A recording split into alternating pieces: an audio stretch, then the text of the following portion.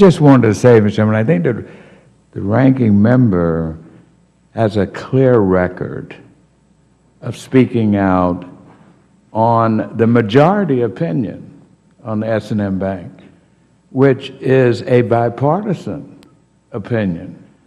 And some of the words that you echoed from her statements at previous times were some of the words we've heard from your side of the aisle.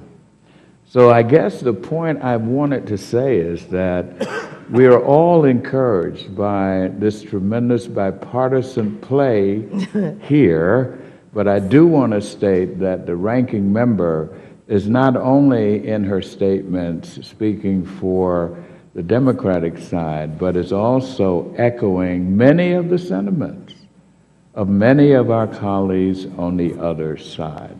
But I simply wanted to get into this love fest for a moment and let you know how much I'm enjoying it, as I'm sure everyone here is. Thank you, Mr. Chairman. Oh, I yield to the ranking member, if I could. Thank you very much. I would like to point out to the chairman that there are many who change their minds from time to time over the years when additional information is available. As a matter of fact, there was a point in time when the President of the United States did not support XM. But we respect that. We don't try and demonize or undermine because people are wise enough to change their mind when good and new information is available to them. I would say to the chairman, you can continue to try and deflect and guide us away from this discussion by talking about the trade bill, but this committee has the responsibility for the reauthorization of the XM Bank.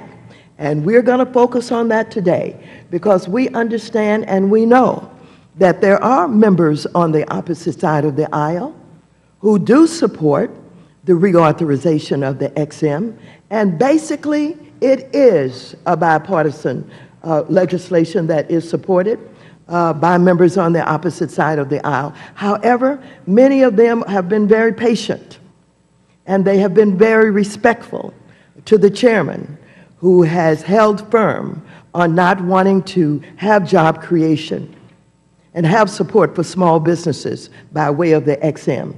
Many of those members on the opposite side of the aisle have been quiet. They have not said anything, but we are fast approaching June and the fact that this XM Bank will expire. And so some of those members are going to come forward, and we expect that pressure is now being put on the leadership on the opposite side of the aisle to come forth and to act in the same manner that they acted when we had this kind of complication with the flood insurance program. If you can recall, this chairman resisted helping our constituents on both sides of the aisle when their premiums had been increased to the point where they were going to lose their homes. And he would not join with me in a bipartisan bill to give relief and support to our constituents in this country. And so the leadership had to step in, and they had to literally take away from the chairman of this committee his authority because he was recalcitrant. He did not in any way respect the members on his side of the aisle who were urging him to deal with us on the National Flood Insurance Program.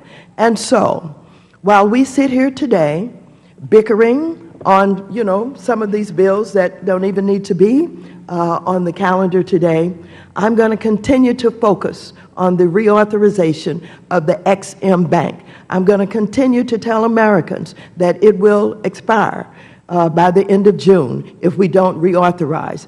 I'm going to continue to point out those companies that are beneficiaries of the XM Bank. I'm going to continue to talk about the small businesses that benefit. I'm going to continue to talk about jobs, jobs, jobs.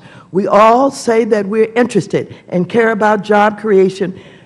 put your money where your mouth is and support the Ex-Im Bank reauthorization. I yield back the balance of my time.